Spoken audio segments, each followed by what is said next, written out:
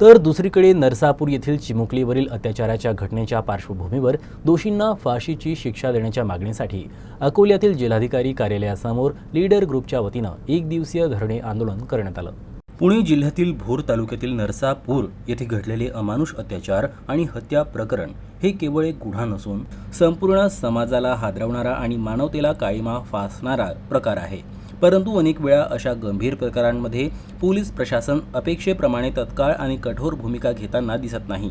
तपासामध्ये विलंब, आरोपींना मिळणारे अप्रत्यक्ष पाठबळ, पुरावे गोळा करण्यामध्ये ढिलाई तसेच न्यायालयीन प्रक्रियेत होणारा वेळकाढूपणा यामुळे गुन्हेगाराची हिंमत वाढत आहे।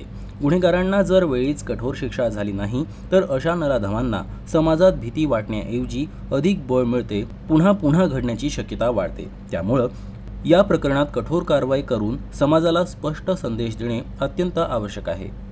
संबंधिताला त्वरित शिक्षेच्या मागणीसाठी लीडर ग्रुप महाराष्ट्राने जिल्हाधिकारी कार्यालयासमोर धरणे आंदोलन केलं। नरसापूरमध्ये जे चिमुकलीवर अन्याय अत्याचार झाला त्या गोष्टीचा मी सर्वात आधी निषेध करतो आणि त्या चिमुकलीच्या आत्म्याला शांती लाभो हेच ईश्वराच्यांनी प्रार्थना करतो। आपल्या महाराष्ट्राला झालं काय? आपल्या महाराष्ट्रामध्ये महिला सुरक्षित नाही, बाल सुरक्षित नाही। हा महाराष्ट्र आपला नेऊन ठेवला कुठे?